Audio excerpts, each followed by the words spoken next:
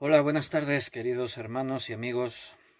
Pues vamos sumando días, estamos con otro día más y vamos a estar pues teniendo nuestro estudio diario de todas las tardes. Estamos cogiendo ya una rutina y pienso que es una muy buena rutina porque escoger tener un tiempo para estudiar la Biblia juntos, pues sin duda que es algo bueno, no, buenísimo. La verdad es que no lo imaginé. Os tengo que felicitar y soy sincero que no esperaba pues que tuviésemos tantas ganas de estudiar la Biblia.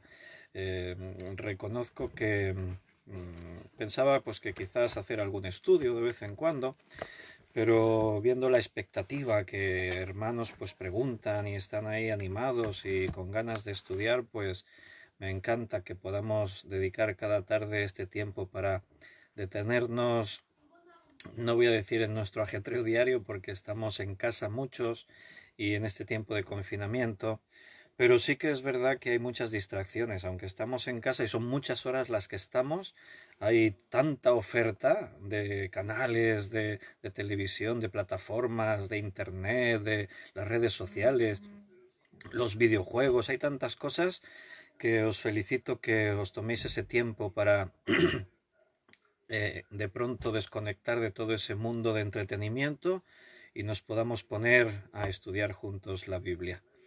Y bueno, doy la bienvenida y os mando una bendición a todos los que veo que ya os estáis conectando. Desde Francia veo hermanos, desde aquí, desde alrededor. Sabemos que hay hermanos que se conectan desde mucho más lejos. María Luisa nos compartía que hay hermanos de México, de su iglesia, que se están también conectando estos días para escuchar los estudios. Pues les mandamos un fortísimo saludo y un gran abrazo a los hermanos de México, que también sabemos que allí el, la pandemia del COVID-19 pues también está llegando a tantos lugares de este mundo que necesitamos pues detenernos y meditar en la palabra del Señor. Así que vamos a abrir la Biblia y vamos a dejar que Dios nos hable. Eh, Creo que es una muy buena costumbre comenzar siempre orando, cerrar nuestros ojos y decirle al Señor, manifestar el deseo que sea Él el que tome el control de este tiempo. Así que si os parece, hacemos una oración, cerramos nuestros ojos y decimos, Señor, gracias por esta nueva oportunidad. Hoy domingo, este es tu día. Y ya por la mañana estuvimos compartiendo juntos y estuvimos alabándote, también así a través de este medio, de las redes sociales, de YouTube, de Internet. Pero hoy repetimos, Señor, así que tenemos alimento doble y venimos también esta tarde con nuestro estudio bíblico, que no queremos que sean nuestra propia enseñanza o sabiduría o conceptos, sino que todo venga de ti y tu palabra sea la que nos hable. Que el Espíritu Santo nos esté enseñando Él, que nos guíe, Señor, en el alimento espiritual que necesitamos tomar en este momento. Te pido una bendición muy especial por cada uno de mis hermanos que están ahora conectándose y están disponiendo su corazón para escuchar de tu palabra. Señor, yo no quiero defraudar a nadie, por eso me pongo en tus manos, para que sea la palabra que tú nos quieres dar. A veces nos puede gustar más o a veces nos puede gustar menos, porque tu palabra a veces es dura y nos habla de una forma directa y nos duele en algún área de nuestra vida en la que te estamos fallando, pero si es tu palabra y viene de ti, la recibimos, Señor. Así que nos ponemos en tus manos y te pedimos esta dirección. Guárdanos y llévanos en este tiempo que estudiamos acerca de lo tuyo, de tu palabra. Te lo pedimos en el nombre de nuestro Señor Jesucristo. Amén. Bien, hoy vamos a continuar con la serie que ya hemos anunciado hoy, el cartel, acerca de las 8 razones por las que Dios permite que suframos los cristianos. Hemos estado viendo que el sufrimiento es algo innato en este mundo. El ser humano sufre desde que nacemos. Los bebés lloran desde que son pequeñitos y el llanto es una manifestación pues de que algo no está bien. Cuando un bebé se rompe a llorar es porque algo le ocurre, le duele algo, tiene algún malestar, siente hambre. Entonces, a lo largo de nuestra vida experimentamos lo que llamamos sufrimiento. Pero cuando llegamos a Cristo y creemos en Él, cuando entendemos que ahora tenemos una nueva vida en Jesús, el sufrimiento toma una dimensión distinta, porque ahora la palabra de Dios nos enseña que le pertenecemos a Él. Ahora somos propiedad de Jesús, ahora somos propiedad de Dios. Y todo lo que ocurre en nuestra vida sigue un plan perfecto que Dios tiene para nosotros. Por eso la Escritura habla de que en Cristo somos predestinados. Ahora que estamos en Cristo, ahora que somos sus hijos, Dios ya ha dispuesto un final para nosotros. El fin es llegar a la vida eterna. Y entonces no es el fin, es un nuevo comienzo. En este mundo tenemos un instante en el que todo esto se terminará, pero para nosotros será comenzar de nuevo. Pero mientras estemos en el mundo, pues vamos a seguir sufriendo.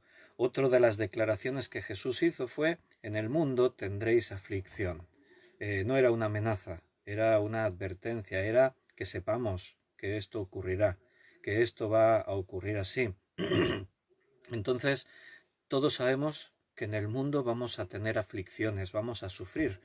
Imagínate, el mismo Hijo de Dios vino a este mundo y sufrió. O sea, por ser Dios no se libró de eso, es más, sufrió más que todos nosotros, porque Él vino para eso, para sufrir, para dar su vida en rescate por muchos. Entonces, a lo largo de toda nuestra vida sufrimos, pero ahora, como somos hijos de Dios, le pertenecemos a Él. Ahora resulta que el sufrimiento en nosotros también tiene un propósito.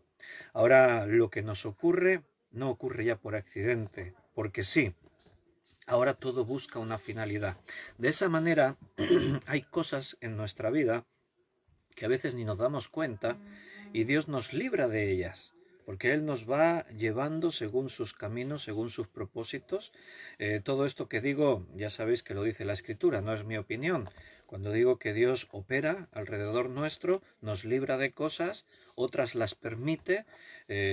Si recuerdas lo que hemos estado estudiando en toda esta semana, pues hemos estado viendo esos principios. Hemos visto que en Dios ocurren cosas que a veces nos pueden golpear porque Dios permite que eso ocurra, pero aún en aquellas cosas negativas o malas, como nosotros llamamos, aún en esos momentos Dios tiene un propósito. Nada ocurre por accidente en nuestra vida. Y eso tiene que transmitirte paz y seguridad.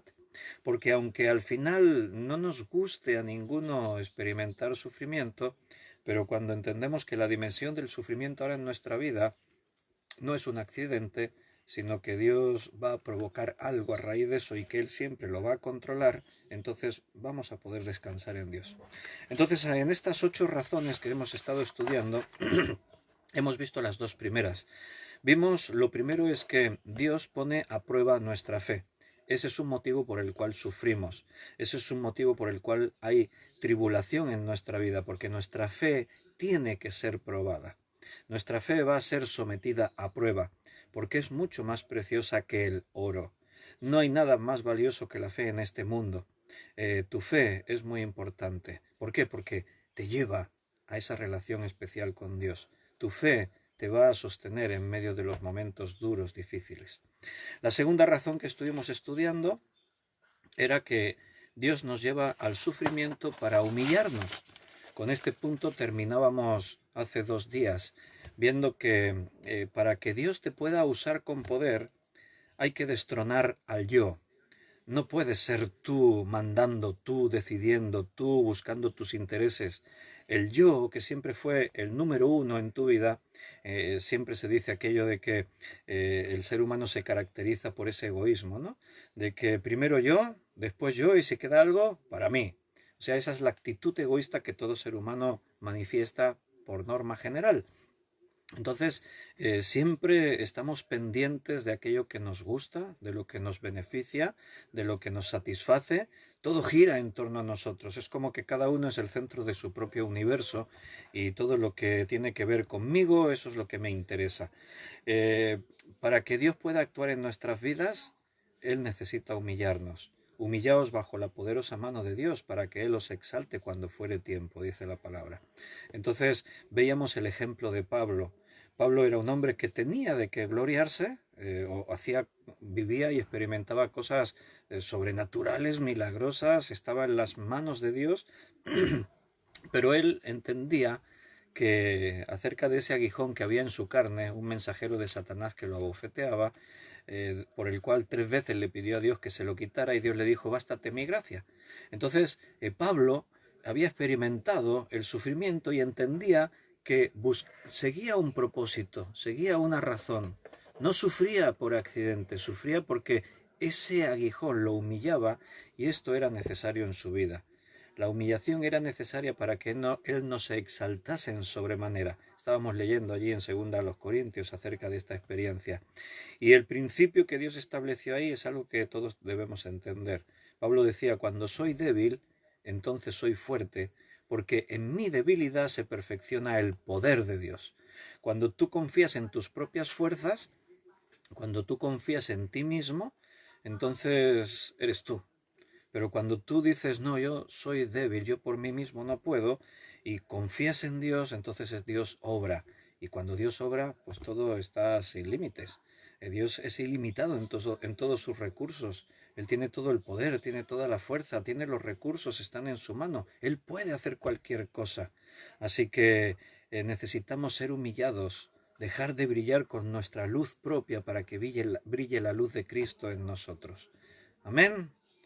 Bueno, ya poco a poco veo que os vais incorporando. Por ahí hay alguno que todavía igual se durmió de la siesta, una siesta un poco larga. No sé por dónde andan algunos todavía, pero bueno, poco a poco espero que se vayan enganchando aquellos que todavía no se enteraron que ya estábamos en la hora. Y los que ya estáis ahí, pues me alegro mucho de veros, bienvenidos y preparados para continuar viendo el tercer puzzle.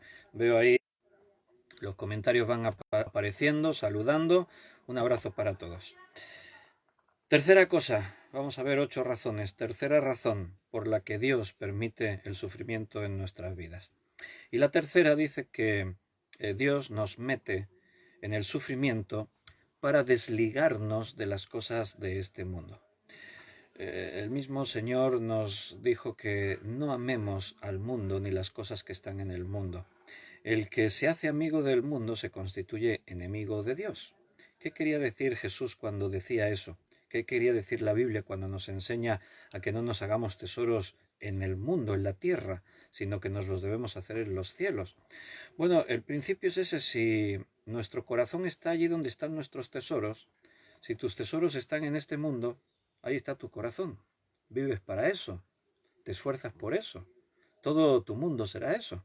Pero si tu corazón está en los tesoros que tengas en los cielos, o sea, en las cosas de Dios, tus esfuerzos, tu mente, tu trabajo, todo se volcará a las cosas de Dios. No hace falta que diga qué es más importante, estar ocupados en las cosas de este mundo o estar ocupados en las cosas de Dios. Nos ligamos demasiado al mundo. Y aquí tenemos que entender una serie de principios. Tenemos que entender que hablar del mundo no es que todo lo que tenga que ver con el mundo es malo, todo es negativo.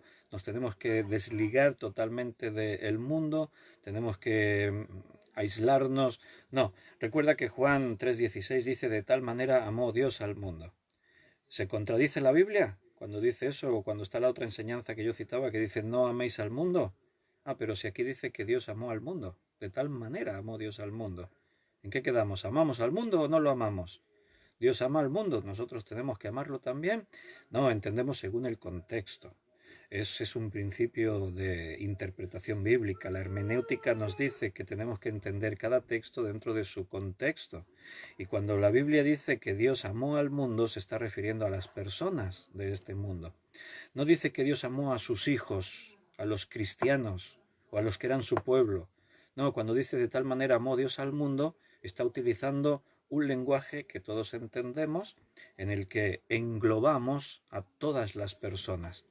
Cuando decimos nosotros, sí, porque todo el mundo es sensible a esta pandemia que ahora estamos viviendo, ¿a quién nos referimos? A las personas, no a objetos, no al sistema, nos estamos refiriendo a personas. De tal manera amó Dios al mundo, de tal manera amó Dios a todas las personas. El contexto nos lo aclara. porque allí en el contexto se nos enseña que, si tú crees en Jesucristo eres salvo. Entonces el sistema no cree en Jesucristo, cree en las personas, cada individuo, cada persona en particular. En cambio, cuando dice no améis al mundo ni las cosas que están en el mundo, se está refiriendo al sistema mundano, se está refiriendo a las cosas materiales de este mundo, al entretenimiento y a aquellas cosas que nos distraen y nos alejan de las cosas de Dios. Entonces, si estamos demasiado ligados a este mundo, entonces tenemos un problema, porque nuestra mente, nuestro corazón, todo nuestro ser está volcado a aquellas cosas que al final, como decía Salomón y estos días citábamos, son vanas, vanidad de vanidades. Entonces nos quedamos con cosas que no tienen más valor que el instante que tú las puedes usar o disfrutar, pero no te quedas con nada más que eso. No trasciende, no es profundo, no marca ni cambia en nada tu vida. Vamos a partir de un texto que se encuentra en Hebreos, capítulo 11, el capítulo de la fe. Y ahí vamos a considerar acerca de uno de los personajes que se mencionan en este capítulo 11, para ver que el sufrimiento es necesario para desligarnos de las cosas de este mundo. Ya te recuerdo también que en Romanos capítulo 12, y también lo hemos visto algunos de estos días, el apóstol Pablo decía no os amoldéis a este siglo. La palabra siglo ahí se refiere al mundo. No os amoldéis a este mundo. No os amoldéis, no toméis la forma del mundo, sino transformaos por medio de la renovación de vuestro entendimiento. Ahora hemos sido transformados, hemos adquirido una nueva naturaleza y nuestro entendimiento ahora tiene una nueva perspectiva. Antes no considerábamos la Biblia, las cosas que eran de Dios. Ahora la palabra de Dios ha abierto una dimensión distinta para todos nosotros. Entonces ya no podemos ser tan simples como vivir amoldados a lo que el mundo nos ofrece. Ahora hemos conocido la dimensión del reino de Dios. Ahora sabemos la trascendencia que tiene el propósito de Dios en nuestra vida.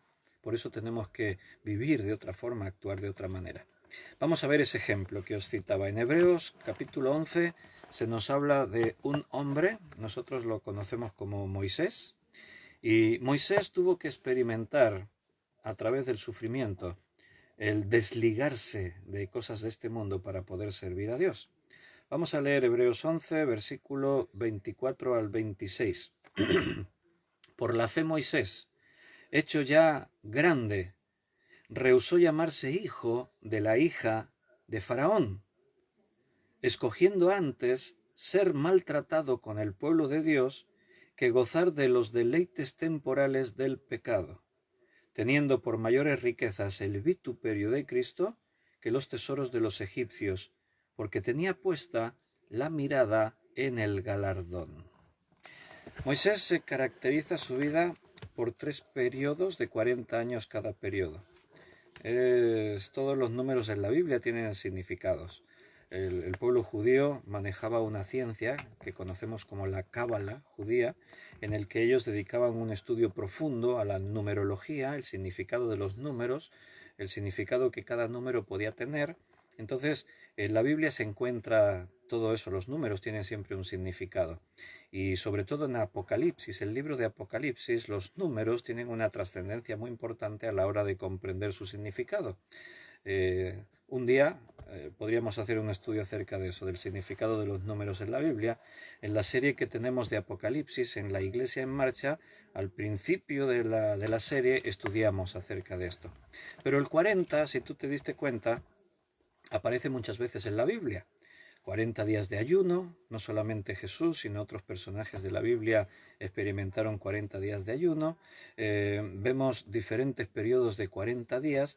Casi siempre el 40 en la Biblia tenía que ver con un cambio, una transformación, dejar algo y comenzar algo nuevo. El 40 era como un punto que marcaba una división entre algo hasta ese instante y algo nuevo a partir de ese instante. Y en la vida de Moisés también ocurre eso, porque vemos que la Biblia dice que cuando él fallece tiene 120 años, se nos narra su fallecimiento allí al final del libro de Deuteronomio, y en esos 120 años Moisés vive en sus primeros 40 años de vida como hijo de de la hija de Faraón, o sea, como un príncipe de Egipto.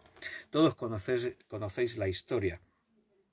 Moisés es hebreo, nace de una familia hebrea, pero había un mandato, había una ley que Faraón había dictado por temor a que el pueblo de Israel crecía y se multiplicaba, y Faraón y los egipcios tuvieron temor, tuvieron miedo al ver que este pueblo se estaba haciendo muy grande.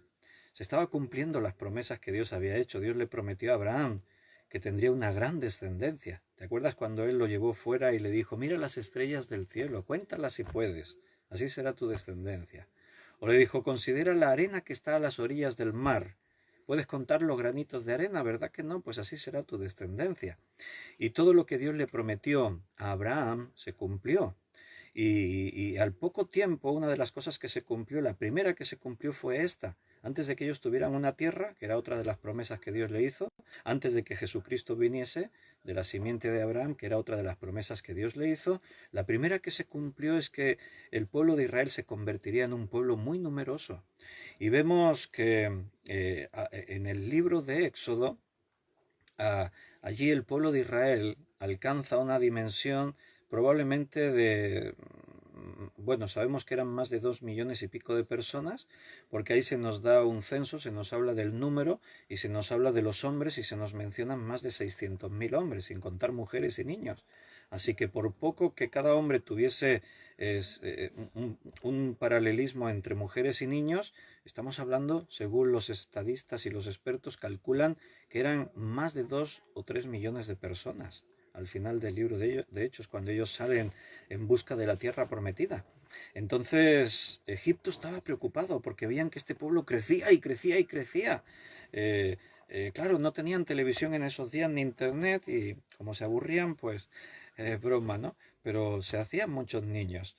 Pero también recuerda, era por la bendición que Dios le había dado a Abraham. Tenían que crecer, eran el pueblo de Dios, era un pueblo bendecido, poderoso. Pero entonces Faraón dice que todos los hijos que nazcan de los egipcios tienen que ser sacrificados, tienen que ser muertos. Bueno, ahora tú ponte en la piel de cada familia hebrea, ponte en la piel de esos hebreos, que viene una orden del gobierno.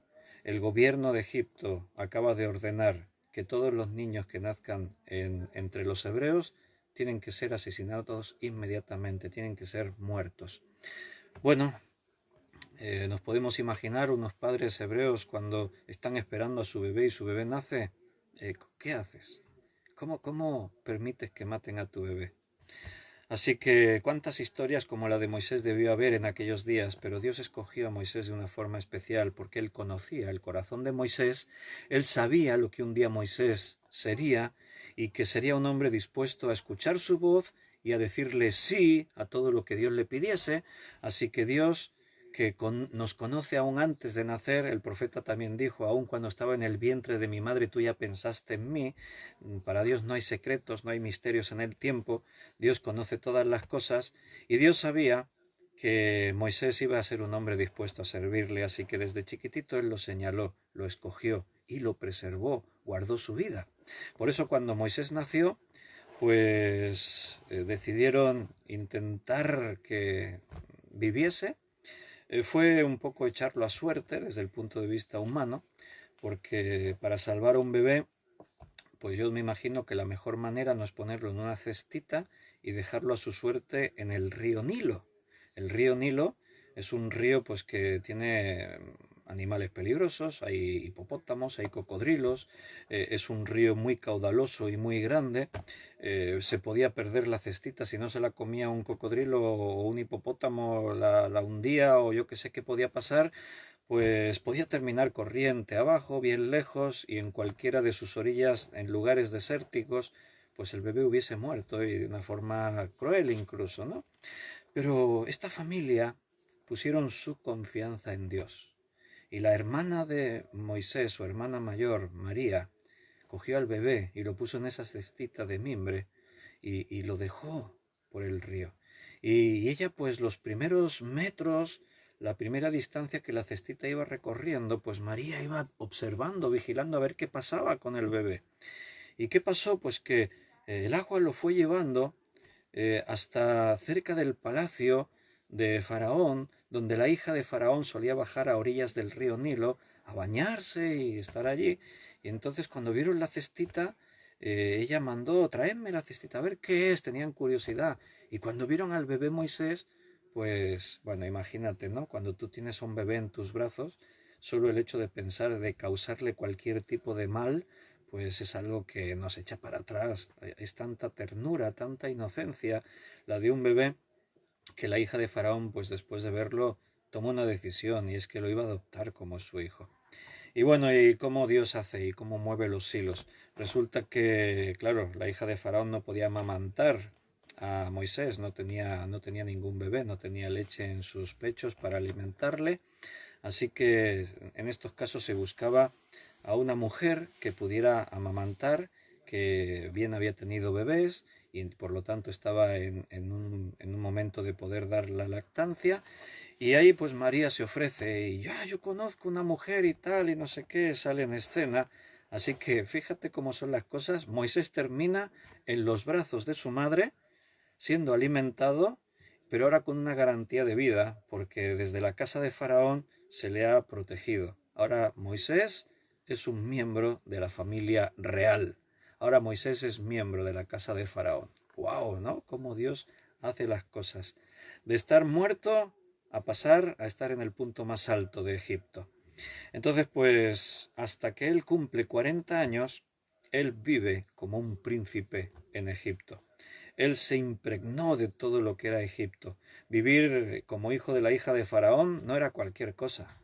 Era vivir en uno de los imperios más poderosos y tener todo aquello que a él le apeteciese. O sea, tenía todo lo que él quería, todo tipo de comodidades, de riquezas, todo aquello que él quisiera lo tenía porque era un príncipe en Egipto. O sea que Egipto estaba demasiado metido en la vida de Moisés.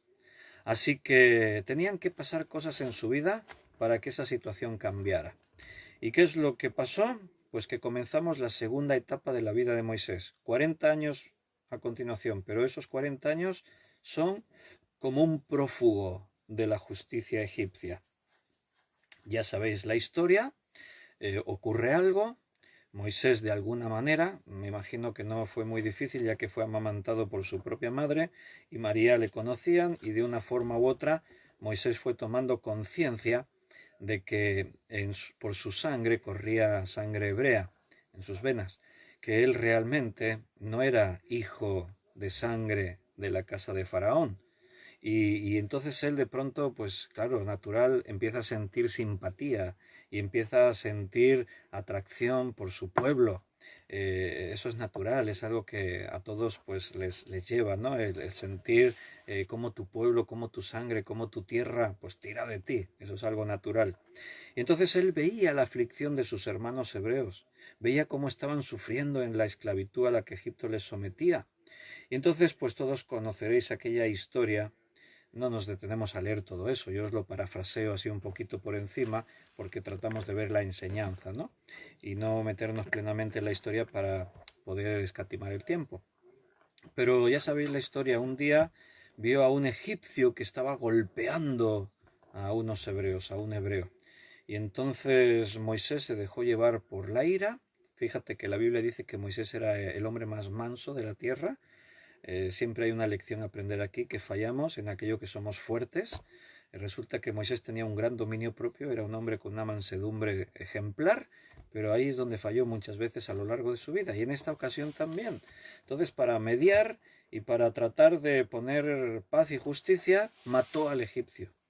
Y cuando vio que había matado al egipcio, pues, ¿qué hizo Moisés? Escondió el cadáver y pensó que nadie se había enterado. Pero los hebreos sí se habían enterado y parece ser que de pronto el secreto ya no era tal, sino que esa noticia comenzó a difundirse. Al día siguiente vio a dos hebreos peleándose entre ellos. Y Moisés pues se puso como mediador y quiso poner paz. ¿Por qué os estáis peleando? Eso ya me lo estoy imaginando yo un poco, ¿eh? ¿Por qué os peleáis? No es que sois hermanos, mira la situación en la que estáis. No tiene sentido que os peleéis entre vosotros y de pronto los hebreos se lo miran. Claro, lo ven como lo conocían este es un príncipe de Egipto. Y ahora nos quiere favorecer a nosotros, ¿de qué manera? Y le dicen, pero ¿quién te ha puesto a ti por juez entre nosotros? Y de pronto le dice, se lo soltaron así. ¿Nos vas a matar como ayer mataste al egipcio? Oh, y Moisés se da cuenta que esto no era un secreto. Él escondió el cuerpo, pero resulta que ya lo sabe medio Egipto, ya saben que es un asesino y que ha matado a un egipcio. Así que, ¿qué es lo que hace Moisés? Por miedo a las consecuencias, a la represalia de Faraón. Claro, Faraón tenía que hacer algo, no podía permitir que, aunque fuese un propio miembro de su casa, anduviese por ahí asesinando a egipcios para beneficio de los hebreos, que eran los esclavos. Así que Moisés huye, se marcha, se escapa. Y ahí comienza su otra parte de otro periodo de su vida, 40 años de prófugo. Se va a la tierra de Madián, y la tierra de Madián, él conoce a la que va a ser su esposa, a Séfora, se casa con Séfora y se convierte en asalariado de su suegro Jetro. Se convierte en pastor de las ovejas de Jetro. Y ahí lo tenemos, 40 años como prófugo, como pastor de ovejas, en un lugar desértico. Estos 40 años debieron ser pues duros para Moisés, porque pasó de vivir en un palacio real y de tener todo tipo de lujos y riquezas y servicios. La gente le servía a él no tenía que trabajar, era una persona con poder y por lo tanto tenía a sus criados, a sus esclavos, a sus sirvientes, tenía lo que le apetecía. Si quería comer lo más apetecible se lo comía, si hacía falta le traían lo que él quería, pero ahora de pronto tiene que vivir como trabajador asalariado y cuidando ovejas. Y el oficio de cuidar ovejas en este tiempo era un oficio pues que no era bien, no era cómodo para nada. Pasaba muchos días fuera con las ovejas en el campo, se tenía que enfrentar a todo tipo de peligros. David, cuando va a hablar con Saúl y le habla de enfrentarse a Goliat, menciona de que cuando viene un león y se quiere comer una oveja, cuando viene un oso y ataca a las ovejas, o sea, era una profesión de riesgo, se tenía que enfrentar a animales salvajes, también a ladrones, forajidos peligrosos que robaban ganado, que tenían sus historias, ¿no? Entonces pasa de un estatus social estable, económico, de riqueza, a una posición de sufrimiento. ¿Y por qué va ocurriendo todo eso? Bueno, hemos leído, recuerda lo que hemos leído en Hebreos 11. Por la fe, Moisés, hecho ya grande, rehusó llamarse hijo de la hija de Faraón. ¿Y qué es lo que escogió? Escogió antes ser maltratado con el pueblo de Dios que gozar de los deleites temporales del pecado. En su vida de riqueza, seguro que abundaba el pecado, podía hacer lo que quería, pero de pronto tuvo que tomar una decisión en su vida. ¿Sigo ignorando lo que mi pueblo padece, lo que los hebreos sufren, y continúo viviendo como hijo del rey? Esa era su seguridad, era su garantía. ¿O escojo identificarme con el pueblo hebreo? Y él escogió. Y las cosas no salieron pues como quizás él había imaginado. Él imaginaría de otra forma, pero termina como prófugo, huyendo de la justicia egipcia. Y tiene que aguantar nada menos que 40 años en esa situación. Y después de 40 años, pues yo no sé lo que pensaba Moisés, si aún había soñado alguna vez con que él pudiese ser útil en las manos de Dios y servir a su pueblo. Yo no sé si alguna vez él pensó de que Dios se acordaría de él, pero Dios nunca se olvida, Dios conoce nuestro corazón. Y ahí está esa escena en la que un día Moisés se encuentra allí con sus ovejas, en el campo, en el desierto, y ve algo curioso, una zarza que está ardiendo. El fuego ya es extraño de por sí, no es lo que él de lo que él está acostumbrado a ver, pero encima después de mucho rato él ve que la zarza arde, arde, arde y no se consume. Todos habéis visto zarzas, ¿no? Y si está seca la zarza y tú le pegas fuego, eso es visto y no visto. O sea, las zarzas son tallos muy, muy finos, y cuando está seco, o incluso aunque esté verde, si hay fuego y arde y se quema, no dura nada. En cambio, aquella zarza ardía y no se consumía. Y Moisés dijo, voy a acercarme a ver qué maravilla es esta. porque la zarza arde y no se consume. Ese fuego permanecía durante mucho tiempo. Y cuando él está ahí, entonces Dios le habla y le dice: Moisés, Moisés, quita el calzado de tus pies, donde estás es tierra santa. Y ahí Dios se manifiesta a Moisés. Y entonces le encomienda algo: tienes que volver a Egipto para liberar a mi pueblo Israel de la esclavitud. Tienes que ir y tienes que presentarte delante de Faraón y tienes que decirle: deja ir a mi pueblo. Así ha dicho Dios. Bueno, claro, en ese momento a Moisés se le cayó el mundo encima. Pero ¿quién soy yo para ir a Egipto? Primero ponerme de líder sobre los hebreos. Una vez lo intentó y le dijeron: ¿qué? ¿Nos vas a matar como mataste al egipcio? O sea, primero que me reconozcan a mí como líder el pueblo de hebreos. Ahora yo llego y les digo: Dios ha dicho que os voy a dirigir en la salida de... y me van a escuchar. Y otra cosa, peor, ahora voy yo a ver a Faraón, que yo hace 40 años que me escapé de allí como un asesino de un egipcio, y ahora voy yo allí y me presento así, sin más, delante de Faraón, y le digo que Dios me ha dicho que dejes ir a este pueblo. Pero ¿quién soy yo? Le dice, eso está en Éxodo capítulo 3.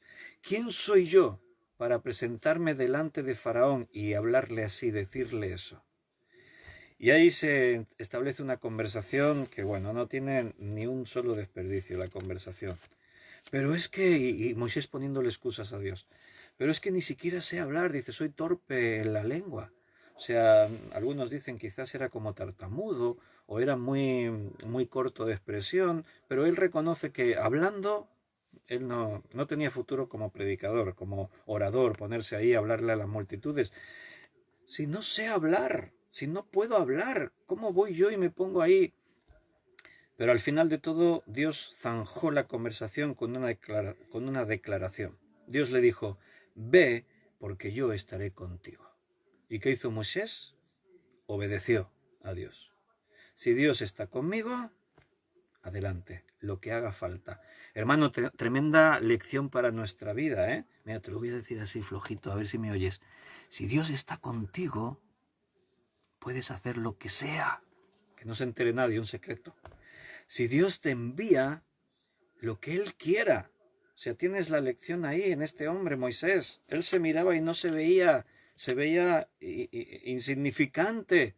Pero Dios le encomendó probablemente uno de los trabajos más grandes de toda la historia de la humanidad.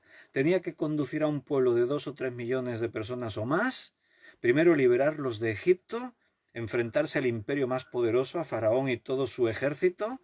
Tenía que enfrentarse a un poder que no había por dónde enfrentarse a él humanamente hablando, y después tenía que conducir a un pueblo a una tierra prometida. Wow, misión imposible, eso sí que era una misión imposible. Pero Dios le dijo: ve, porque yo estaré contigo. Y Dios estuvo con Moisés. Así que en esta historia tenemos las más grandes aventuras de las que se habrá hablado jamás. Se han hecho superproducciones de Hollywood de lo que pasó con la vida de Moisés. Se han escrito novelas, libros, bueno, tremendo, todo lo que ocurrió. ¿Y todo por qué? ¿Por el hombre Moisés, que era un hombre extraordinario? No, si no era nadie. Fue porque Moisés creyó a Dios, escogió antes ser maltratado con el pueblo de Dios que gozar de los deleites, y escucha lo que dice, los deleites temporales del pecado. Temporales del pecado. Lo que tú encuentras en este mundo que te satisface, lo que tú encuentras en este mundo que te da placer, que te da esos momentos puntuales de felicidad, de diversión, en el entretenimiento, en otras cosas, reconocemos que son deleites temporales, son muy efímeros. O sea, de pronto ahora lo disfrutas, pero se acaba en un instante. ¿Y después qué te queda dentro? Te quedas vacío, no te queda nada.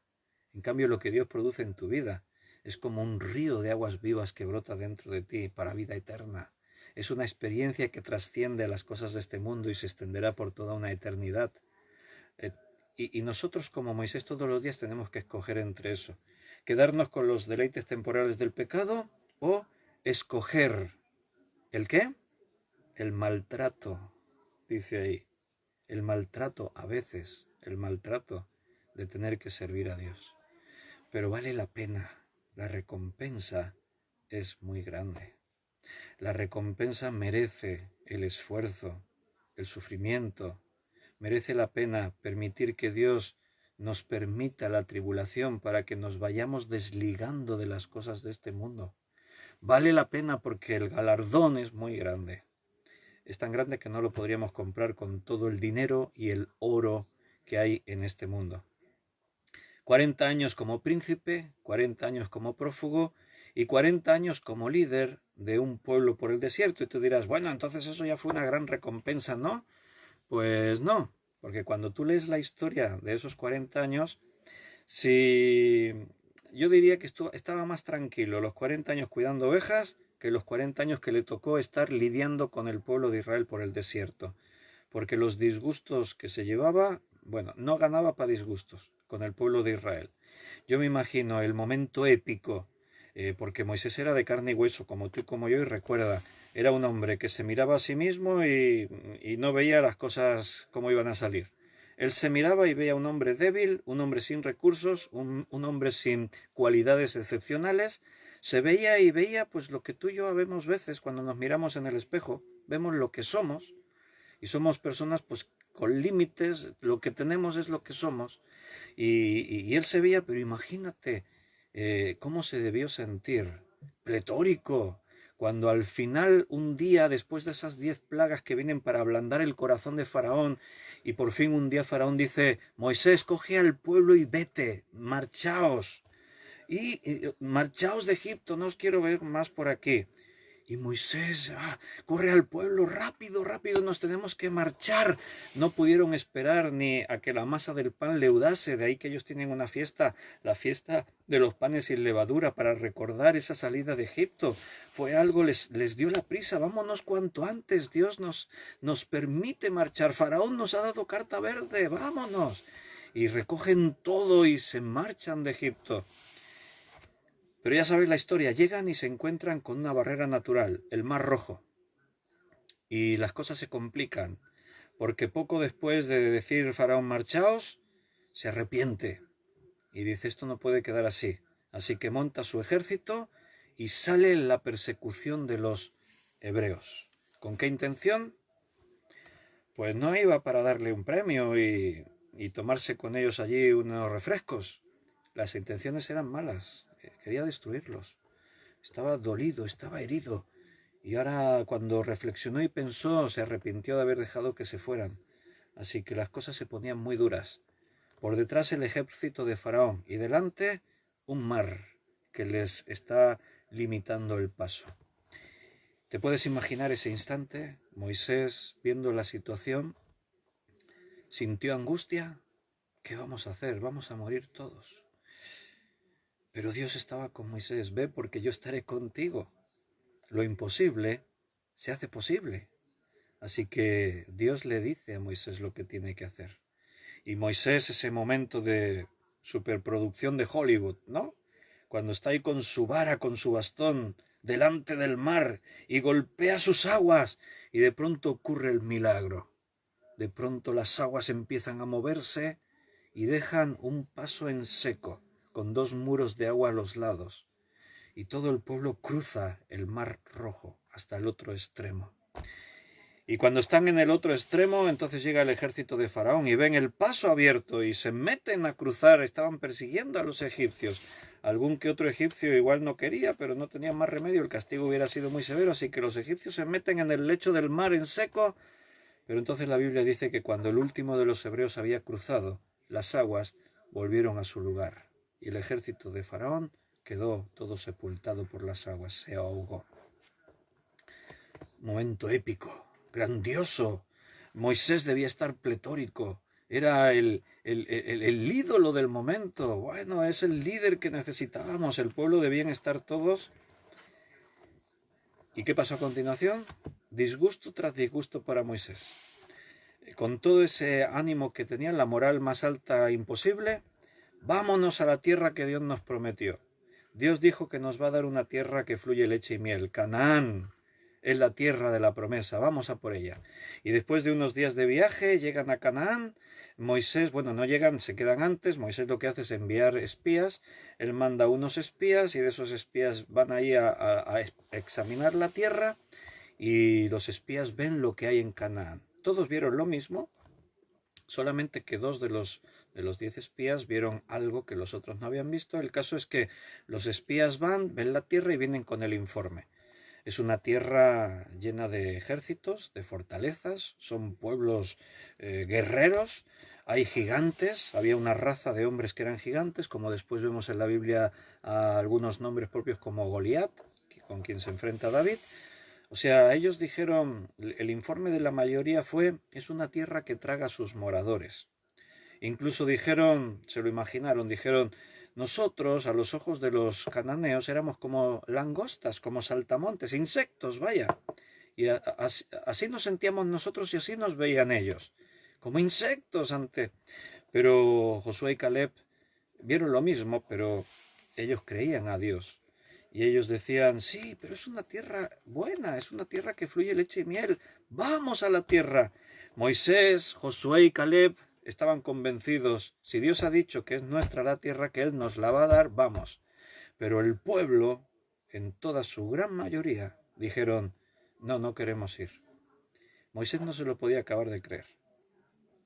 ¿Qué? Dios nos saca con poder de Egipto. Nos hace cruzar el Mar Rojo, el milagro más grande que habíamos visto nunca nadie. Nos lleva a las puertas de la tierra prometida.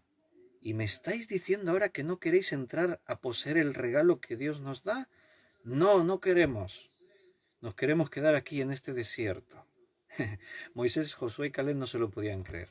Hasta se rompieron las vestiduras. Menos mal que no era un traje de esos de Armani que cuestan 3.000 o 4.000 euros.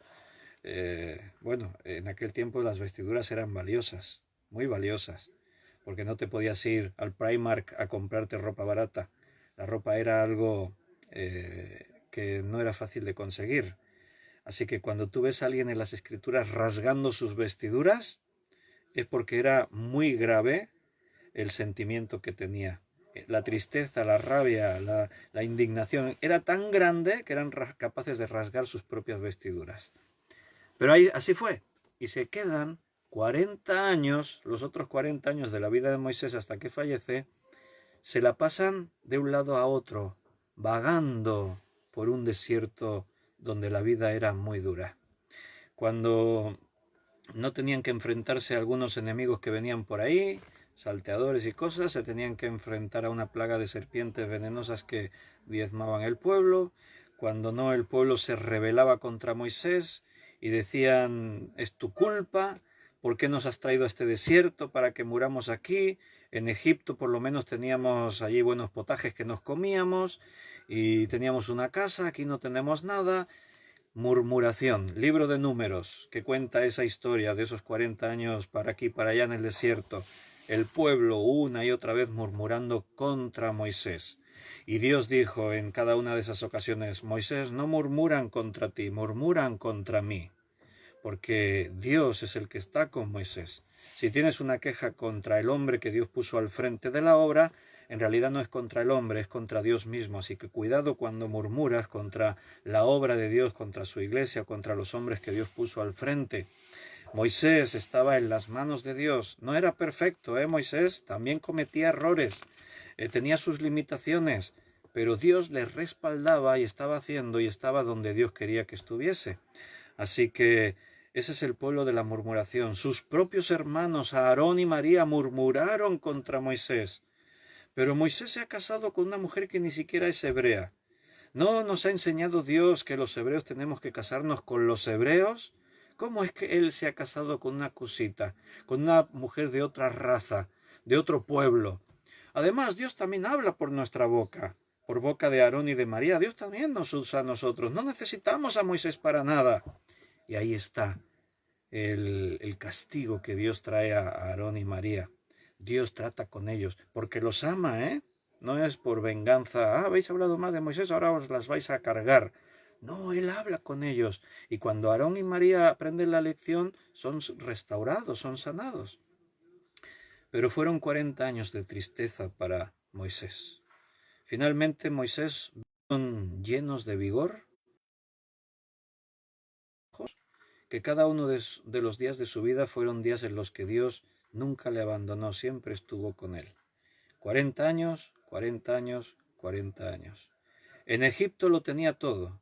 Dios tuvo que sacar lo que había dentro de Moisés, todo lo que había del mundo de Egipto, y le tuvo que permitir atravesar ese tiempo de sufrimiento para que él se acercase más a las cosas de Dios, que son las que te dan la profundidad de una vida plena, y quitar aquellas cosas superficiales que te dan buenos momentos en la carne, pero que te dejan un vacío inmenso. Dios quiere lo mejor para ti. ¿No hacemos eso con nuestros hijos? ¿No intentamos una y otra vez que se den cuenta de las cosas que realmente son valiosas? Ahora que estamos todos los días metidos en casa y podemos disfrutar de momentos en familia que antes no teníamos, pues padres que me estáis escuchando, a ver, decidme cosas por aquí, que estáis muy callados todos, aparte de algún hola, hola, hola, no habéis dicho nada. O estáis ya algunos medio dormidos, o estáis muy concentrados en lo que estamos viendo. No, padres, ¿no os preocupa realmente que vuestros hijos sepan valorar aquellas cosas que realmente son valiosas? ¿No os preocupa que más allá de estar todo el día enganchado a un videojuego o viendo youtubers, que realmente se den cuenta de que necesitan hacer cosas, experimentar cosas con valores, con profundidad, la relación, valorar cosas que ellos tienen que tener en cuenta? Dios nos quiere llevar a eso en una dimensión distinta, porque las cosas que vienen de Él están en esa esfera que trasciende a todo lo humano. Las riquezas de Dios son inagotables. Lo que Dios tiene es muchísimo más grande de lo que podamos imaginar jamás. Cuarta cosa de por qué Dios nos mete a veces en problemas, en tribulaciones, en sufrir. Y es que Dios quiere llamarnos a una mayor conciencia de nuestra esperanza eterna. Juan dice, tremenda historia la de Moisés. ¿Cuántas veces, Juan, la habremos escuchado? ¿Y cuántas veces seguimos aprendiendo y reflexionando de todo lo que Dios hizo con este hombre? A mí me encanta que haya historias así en la Biblia, porque nos enseña que no importa lo que tú seas, lo que somos, importa lo que Dios quiera de nuestra vida. Y si Dios quiere coger tu vida y quiere usarte para lo que nunca te hubieses imaginado, Dios lo va a hacer. Romanos, capítulo 8, carta a los Romanos, capítulo 8. Algunos están muy callados, pero os he visto que estáis por ahí, ¿eh? Sí. Silvia, Gregoria, hola, saludos. Estáis muy calladas, no decís nada, pero veo que estáis por ahí conectados. Siempre ahí están los más charlatanes, aunque esta tarde veo que estáis todos como muy calladitos. Bueno, Romanos capítulo 8, vamos a leer versículos 18 al 24. Hola Juan, ya veo que por ahí también está saludando. Juan Bermudo. Tenemos varios Juanes conectados. Romanos 8, versículo 18. Dice el apóstol Pablo, pues tengo por cierto que las aflicciones del tiempo presente no son comparables con la gloria venidera que en nosotros ha de manifestarse, porque el anhelo ardiente de la creación es el aguardar la manifestación de los hijos de Dios, porque la creación fue sujetada a vanidad, no por su propia voluntad, sino por causa del que la sujetó en esperanza, porque también la creación misma será libertada de la esclavitud de corrupción a la libertad gloriosa de los hijos de Dios. Porque sabemos que toda la creación gime a una, y a una está con dolores de parto hasta ahora. No solo ella, sino que también nosotros mismos, que tenemos las primicias del Espíritu. Nosotros también gemimos dentro de nosotros mismos, esperando la adopción, la redención de nuestro cuerpo, porque en esperanza fuimos salvos. Pero la esperanza que se ve no es esperanza, porque lo que alguno ve, ¿a qué esperarlo? Dios quiere que tomemos conciencia de que la esperanza eterna es mucho más que la gloria que podemos tener en este mundo. En este mundo podemos tener cosas, y hay cosas, no todo lo que hacemos y tenemos en el mundo es malo, no condenamos todo. No nos vamos a vivir a un monasterio alejados de la civilización. No, hemos sido llamados a vivir aquí donde estamos en medio de toda la gente que nos rodea y en los cuales nosotros tenemos que ser luz y predicar el Evangelio. Y hay cosas que tenemos y por las cuales les damos gracias a Dios, porque Dios nos bendice también en las cosas que tenemos aquí en la carne. Pero tu tesoro no puede ser las cosas de la carne, porque todo esto es temporal, dura poco. Nuestros tesoros tienen que estar en la eternidad, y esa es nuestra esperanza eterna. Por eso Pablo está hablando y está diciendo que las aflicciones de este tiempo presente, lo que sufrimos aquí, dice, no son comparables con la gloria venidera que en nosotros ha de manifestarse. Aquí hay un contraste. Lo que Pablo está diciendo es que en este mundo sufrimos, y el sufrimiento nos hace desligarnos de este mundo para pensar en lo grande que nos espera. Cuando estamos bien, nos olvidamos de valorar y nos olvidamos de las cosas de Dios. Cuando todo fluye, cuando todo está a nuestro favor, la verdad es que nos descuidamos. Pero cuando se te ponen las cosas difíciles, cuando viene una mala noticia, cuando el médico te dice, mira, has contraído una enfermedad y no tenemos cura, entonces ¿qué hacemos? Nos aferramos a Dios, porque no tenemos otra salida. ¡Ay, Señor, ayúdame! ¡Ay, Señor, perdóname! ¡Señor, háblame! ¡Señor, sé propicio a mi Señor! Entonces nos agarramos a las cosas de Dios. No tendría que ocurrir eso. En los buenos momentos tendríamos también que tener esa mentalidad. Pero es así, por eso a veces tiene que venir el sufrimiento a nuestra vida, para que tomemos conciencia de lo eterno y seamos realistas de lo que hay aquí en la carne. El mismo apóstol Pablo en la segunda carta a los Corintios, esta vez en el capítulo 4, segunda de Corintios 4, versículo 16 al 18, segunda de Corintios 4, 16 al 18, él dijo, por tanto, no desmayamos. Antes, aunque este nuestro hombre exterior se va desgastando, el interior no obstante se renueva de día en día. ¿Quién nota que el hombre exterior se refiere al cuerpo? ¿Quién nota de los que estáis por aquí escuchando que ese cuerpo se va desgastando? Quizás los que sois jovencitos todavía no lo experimentáis, pensáis, no hombre, si estoy... Los que estáis como yo, que voy ya para los 54, no me quedan muchos días, pues yo me doy cuenta que el hombre exterior se desgasta. Ya no tenemos esa vitalidad que teníamos cuando teníamos 20 años. Ahora el cuerpo te pone limitaciones, te falta energía, hay articulaciones que te duelen, hay ya achaques, ¿no? Entonces este cuerpo se desgasta. Pero bueno, eso a vosotros no os pasa. Vosotros estáis ahí bien jóvenes. Bueno, no lo sé, podéis decir algo. Pero Pablo lo reconocía. Él reconocía que este cuerpo se va desgastando. Nuestro cuerpo se desgasta. Pero dice, no desmayamos. Antes, aunque nuestro hombre exterior se va desgastando, el interior, Noemí dice yo, Noemí, si tú estás hecha todavía una chiquilla, como diría mi abuelo, ¿no? Cuando veía a mi madre, mi abuelo con 80 y pico años, veía a mi madre con 20 años menos o 30 años menos y decía, si estás hecha una chiquilla, ¿no? Decía. Juan Vázquez dice a mí, yo también voy para los 54. Uy, Juan, eso ya es peligroso. Y Beatriz no dice nada, dice jejejeje. Bueno, no sé qué querrá decir con eso. El hombre interior, o sea, tu espíritu, no obstante, se renueva de día en día. Quizás el hombre exterior cada día que pasa vamos para peor, pero el hombre interior cada día que pasa vamos para mejor, porque Dios va perfeccionándonos. La experiencia que tenemos ahora, la madurez que adquirimos, el trato que Dios ha tenido con nosotros a lo largo de todos estos años ha ido haciendo que este hombre interior se revitalice. Vemos cosas de otra manera, se ha ido renovando de día en día. Y en todo eso tiene que ver algo, dice en el versículo 17, porque esta leve tribulación momentánea, a mí me da risa cuando leo esto de Pablo.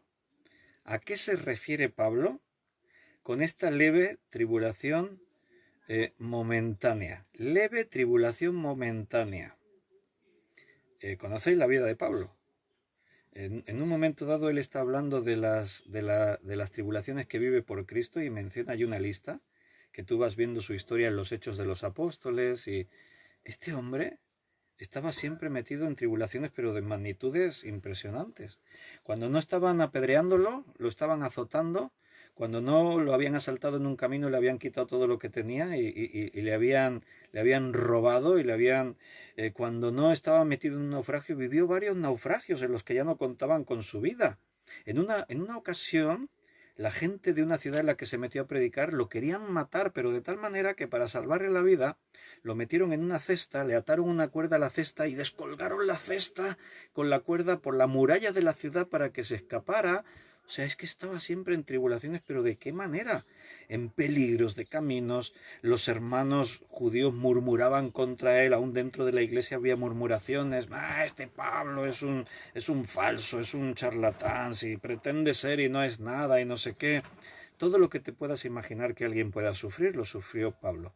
Una vez lo apedrearon en una ciudad, de tal manera que ya cuando lo vieron, que estaba por ahí, por el suelo, dijeron, dejadlo, está muerto.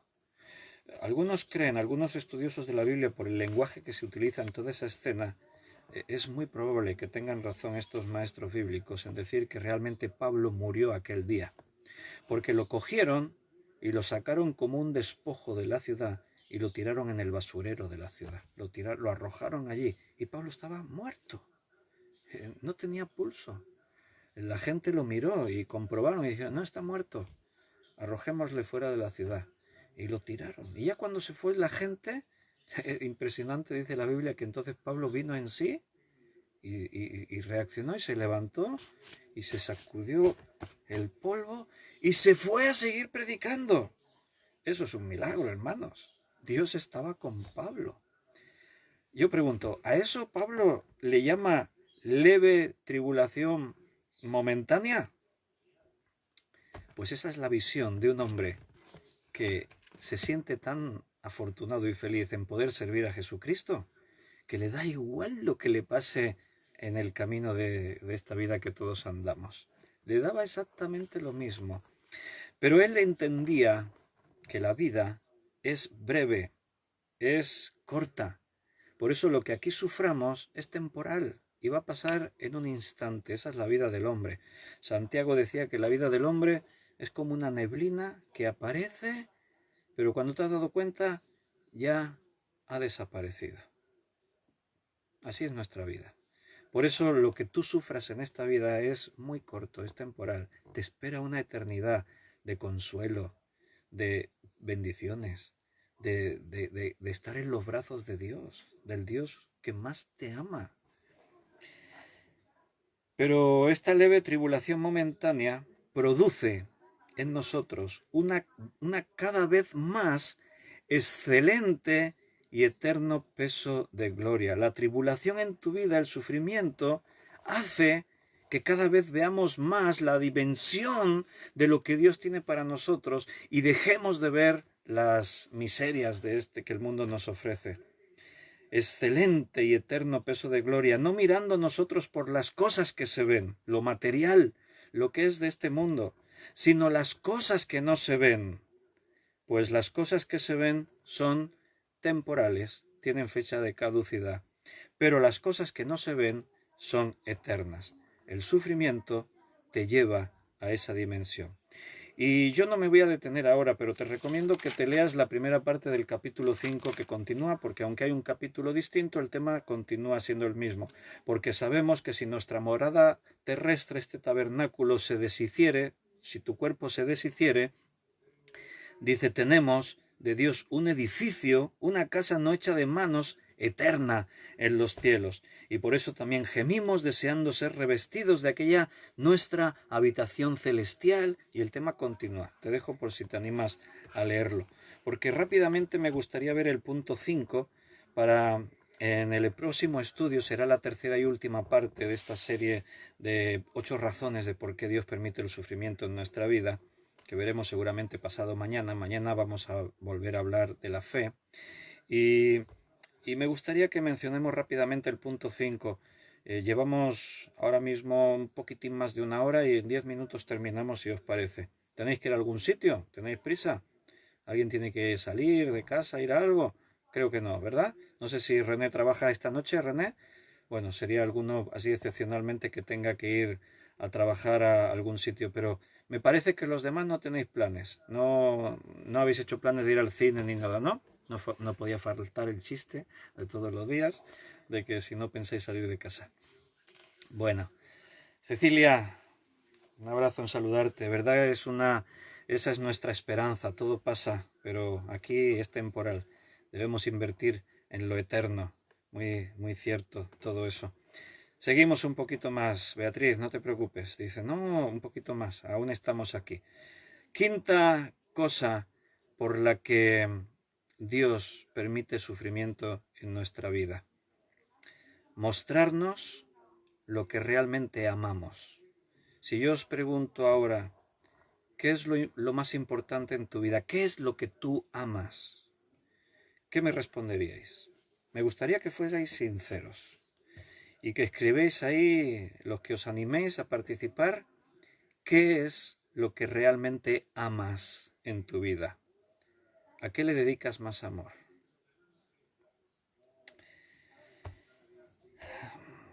Yo conozco a mucha gente, me conozco a mí mismo, y sé que de pronto cuando hacemos esa pregunta hay un conflicto en nuestra mente, porque sabemos lo que tenemos que contestar, pero también somos conscientes a qué cosas le dedicamos mucho tiempo.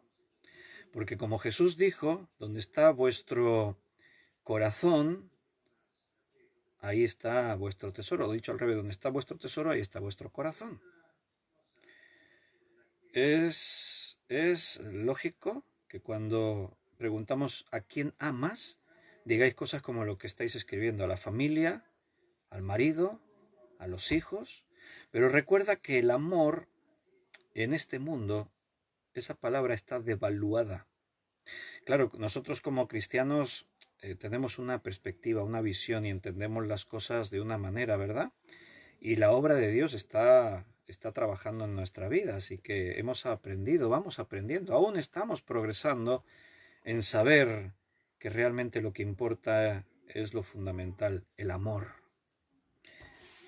Pero hay una realidad, y es que a veces invertimos tanto tiempo en cosas que no son aquellas a las que sabemos que es lo que más amamos. Por ejemplo, hemos dicho al esposo, a los hijos, a la familia, está escribiendo a la iglesia. Amo la presencia de Dios, dice Cecilia. Amamos las cosas, pero ahora piensa por un instante, ¿en qué invertimos nuestro tiempo? Hay familias que al padre o a la madre los hijos casi que ni lo ven. Lo ven el fin de semana un ratito, pero todo el resto de la semana no hacemos más que trabajar y trabajar y trabajar. Yo pregunto, ¿vale la pena que nos esforcemos tanto en tener un buen sueldo cuando nos estamos perdiendo aquello que realmente nos hace sentir felices, aquello por lo cual vivimos y tendríamos que estar invirtiendo? Yo sé que algunos dicen, no, pero es que yo trabajo para que mi familia tenga de todo y no les falte de nada. Pero les faltas tú, que eres lo más importante. Si eso lo he visto yo hasta en películas, la típica película que el hijito está súper atendido, es el niño mimado, tiene todos los regalos que quiere tener, pero el padre nunca está en casa y el hijo lo que quiere es que su padre tenga ratos para estar con él. Pero siempre el padre le recompensa con los mejores regalos. Y el hijo de pronto ahí en la película, esto es una película casi de ciencia ficción. Entonces el padre un día lo entiende y entonces renuncia a sus obligaciones para estar con su hijo. La iglesia, habéis escrito algunos, es algo de lo que también amamos. ¿Cuánto tiempo le dedicamos a la iglesia?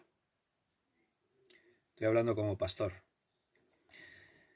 ¿Cuánto invertimos en las cosas que son de Dios? La iglesia es la esposa de Cristo, es el cuerpo de Cristo, es el edificio, es la familia de la fe, es la obra de Dios en la tierra en este tiempo. Dios no va a actuar de otra forma fuera de la iglesia. Él lo ha establecido así. Yo edificaré mi iglesia. Dios se mueve y actúa en la iglesia. El Espíritu Santo está operando en la iglesia. Cristo nombra ministerios en la iglesia para que sea edificada. Pero ¿cuánto tiempo dedicamos para la iglesia? El que nos sobra, yo estoy cansado de escuchar a veces a hermanos, es que no puedo, no tengo tiempo para ir a la iglesia.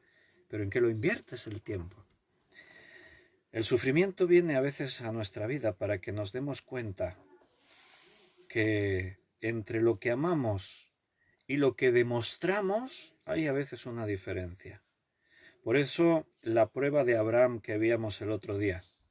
Abraham llegó a este hombre, Abraham, al límite de tomar una decisión. Abraham, ¿qué amas más? ¿A mí o a tu hijo? ¿Verdad que esto es una difícil cuestión para responder? ¿A quién amas más? ¿A tu esposa? ¿A tus hijos? ¿O a Dios? ¿A quién amas más? ¿A la familia o a Dios? Difícil respuesta, ¿no? Te voy a ayudar un poco. Tener que decir a quién amas más, si a Dios o a tu familia, no requiere realmente que respondas amo más. Es más, la cuestión es más a quién es más importante para ti. O dicho de otra forma, ¿cuál tiene que ser la prioridad en tu vida? Te lo voy a mostrar con un ejemplo muy fácil que entenderemos. El apóstol Pablo en la carta a los Efesios dice a los esposos, esposos, amad a vuestras esposas, y hace una comparación. Así como Cristo amó a la iglesia y se entregó a sí mismo por ella. Ahora yo te preguntaría, ¿puede haber un amor más grande que el amor de Cristo por su iglesia? Es el amor perfecto, el amor ágape, el amor de Dios. ¿Verdad que no? Pues si Dios te dice que ames a tu esposa de esa manera, el listón lo hemos puesto tan alto que no hay un nivel de amor más grande. Tienes que amar a tu esposa con todas tus fuerzas. Tiene que ser el mayor amor que tú puedas dar y experimentar jamás. Entonces, si me preguntas a quién amo más, a Dios o a mi esposa, dirías, pues que no, la Biblia dice que tengo que amarlos como mínimo de la misma manera, porque no hay un amor más alto que este. No, cuando Jesús estaba hablando de esta manera, estaba estableciendo un principio, y es de prioridad. No puede haber nada más importante en tu vida que Dios. ¿Sabes por qué? Porque si Dios no está en el primer lugar, te aseguro que no podrás amar a tu esposa como Cristo amó a la iglesia. Si Dios no ocupa el primer lugar en tu vida, te aseguro que no tendrás los recursos, ni la calidad, ni las cualidades, ni los dones, ni absolutamente nada para que puedas amar a tu familia como debes amarla, como Dios espera que la ames. Cuando Jesús dijo que nadie puede tener a nadie por encima de él mismo, ni padre, ni madre, ni hijos, ni hijas, ni... Cuando dijo eso, no estaba pensando de una forma egoísta, me tenéis que amar a mí antes que a nada. Estaba pensando en ti y estaba pensando en tu familia. Si tienes a él en el número 1, entonces podrás darle a tu familia el mejor amor. Podrás hacer lo que Dios te pide que hagas. Es un problema de prioridades. Dios te tiene que llenar totalmente. Entonces podrás amar de la mejor manera. Sería como si tú tienes varios hijos, o los que ya sois abuelos. Veo por ahí algunos abuelos, aunque estáis por ahí disimulando, ya hay unos cuantos abuelos aquí en el grupo. Y si yo te preguntase a quién amas más de tus hijos, ¿tienes 2, 3 hijos? ¿A cuál amas más? O los abuelos, ¿a cuál amas más de tus nietos? Siempre va a haber uno más travieso, siempre va a haber uno más cariñoso, siempre va a haber uno... Pero tú no podrías decidir, amo a este y a este no lo amo más a uno más. No, el amor es el amor. No lo gastas, no ocupa lugar. Puedes amar a cuantos más, mejor. No se agota, no lo puedes limitar nunca. Cuando Dios le plantea a Abraham, sacrifícame a tu hijo, No le está pidiendo, ámame a mí, no ames a Isaac. ¿Te acuerdas, no? Las palabras que leíamos, ¿fue ayer? Sí, creo que fue ayer. Cuando le dijo a Abraham, sacrifícame a tu hijo, a tu único, a Isaac, a quien amas. Ahí no había duda. Él amaba a su hijo y Dios lo sabía y Dios lo aprobaba. Sería absurdo que Abraham, que Dios le hubiese dicho, no ames a tu hijo. No, sacrifícame a quien amas.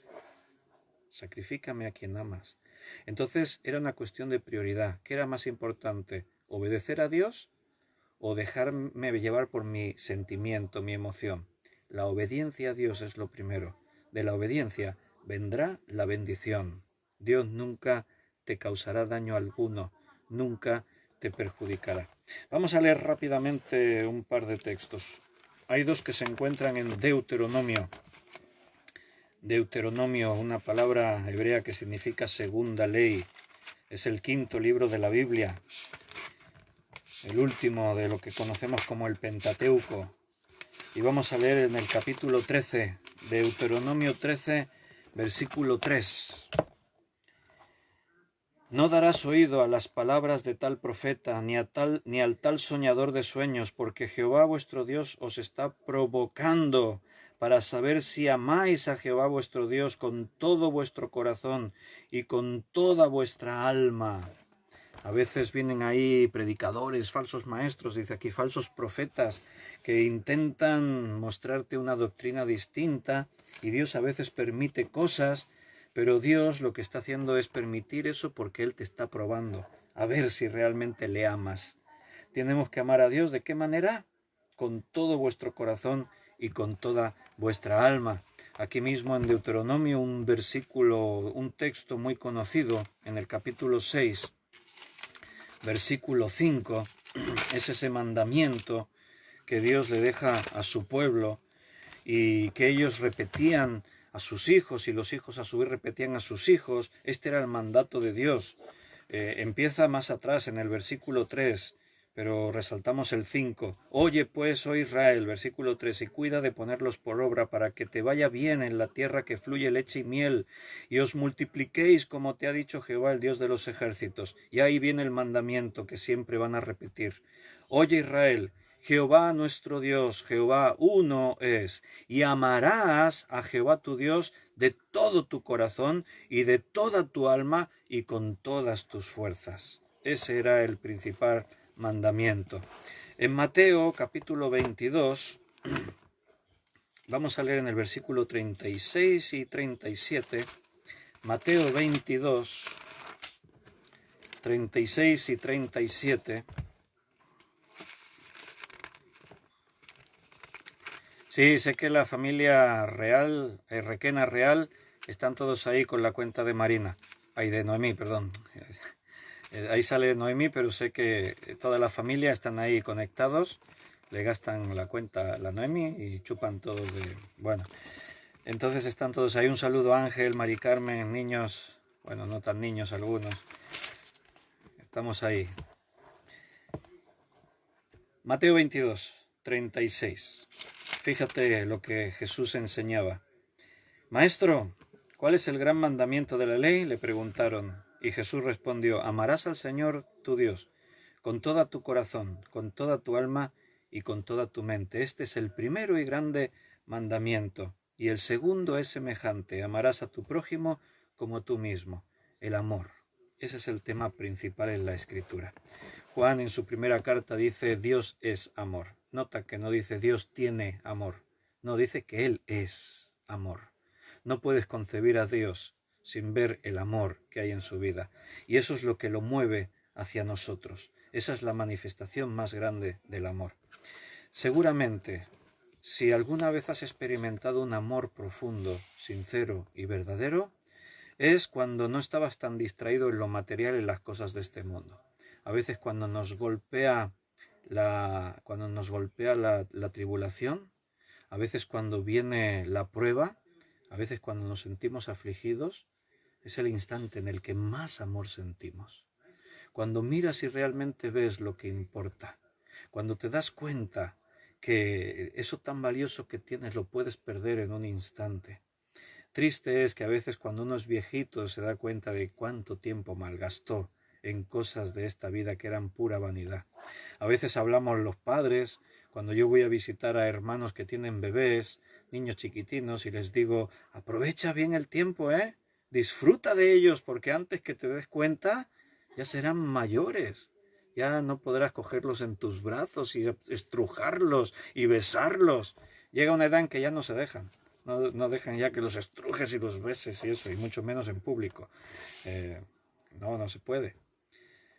La vida pasa rápida y las cosas valiosas son las que giran en torno a ese amor que Dios nos ha dado porque Él es amor. Bueno, ¿qué os parece? Lo dejamos por ahí ya, ¿no? Esta tarde ya llevamos 1 hora y 20 minutos y no quiero cansaros. Sé que algunos están ahí, no, un poco más, no, todavía no hay tiempo, no hay prisa y tal. Pero bueno, así nos quedamos con ganas para más y mañana pues repetimos. Si os pego aquí una paliza que acabáis hartos, pues ya mañana no se conecta nadie. Entonces mejor lo dejamos así. Dejamos un poquito más para mañana. ¿Ves? La Noemí dice, no, no me animéis que me lío 2 horas más, os advierto. No, sí, lo vamos a dejar que así nos quedan ganas para mañana un ratito más. Y volvemos a pararnos a las 8 de la tarde, abrimos la Biblia y seguimos mirando lo que Dios nos quiere decir. Yo lo que os podría proponer, que si veo que estáis muy animados y tenéis ganas y eso, pues no sé, abrimos el chat que tenemos ahí del Messenger y pues si queréis saludaros un poco, compartir alguna cosa, hablar alguna cosilla un poco más o eso, pues no sé, charláis, el chat está ahí, se puede utilizar, pero como estudio lo vamos a dejar aquí, nos quedaría un estudio más de esta serie, del sufrimiento, de las 8 razones por las que sufrimos, y os quiero proponer que si os gustaría, como esto se va a alargar, hoy el gobierno español ha dicho que se prolonga 15 días más, o sea, nos queda una semana para completar los 15 días y han dicho que otros 15 días más, o sea que por lo menos tenemos 3 semanas por delante. Esto va para largo, así que Dios está con nosotros, refugiaos en el Señor. Y algo que nos sostiene es que cada día tengamos ese tiempo. A veces ni necesitáis que llegue la hora de que yo dé el estudio. Yo espero que también tengáis vuestros momentos familiares de orar, de poder alabar a Dios. También algo que necesitáis todos es vuestro instante privado con el Señor. Si no teníais costumbre hacerlo, aprovechar este tiempo. Alejaos en la casa a una habitación donde nadie os moleste, se lo podéis decir a los demás, me voy a apartar aquí en la habitación, quiero estar un ratito orando al Señor, en privado, como Jesús decía, y tú entrando en tu aposento y cerrada la puerta, ora a tu Padre que está en los cielos, tu Padre que ve en secreto. Buscad esos momentos, los necesitamos estar refugiados en Él. Vienen tiempos todavía complicados, difíciles, situaciones económicas, situaciones de aburrimiento, del confinamiento. Estoy viendo, porque a veces en privado hablamos con unos y con otros, y estoy viendo que aparecen tensiones, aparecen problemas familiares, hay más discusiones. Hoy decían en las noticias que han descendido los delitos que se cometían en la calle, pero han aumentado los casos de violencia de género. Claro, es natural. Ahora las familias que tenían ese problema están todo el día juntos. La situación es complicada. Por eso necesitamos seguir buscando al Señor cada día. Y por la parte que nos toca, pues vamos a seguir luchando en esa línea y cada día vamos a hacer el esfuerzo de detenernos, abrir la Biblia y escuchar su palabra. Vale, así que un abrazo muy grande, hermanos, un abrazo para todos. Realmente lo digo, no lo digo por cumplir, os amo en el Señor, os conozco a todos, por vuestro nombre sé dónde vivís.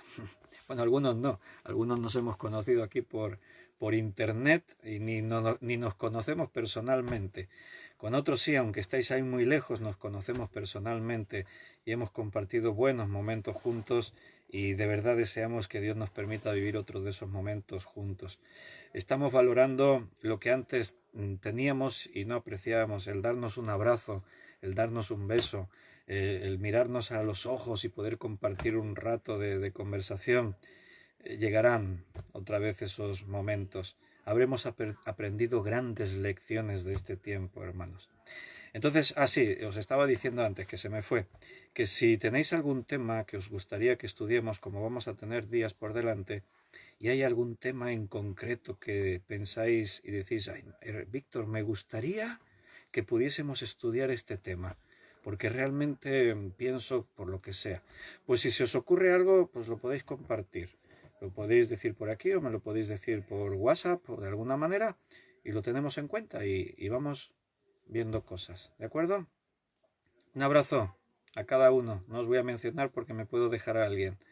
Después me leo bien los comentarios y si hay algo os respondo de una forma particular. Un fuerte abrazo, de verdad. Os quiero un montón en el Señor.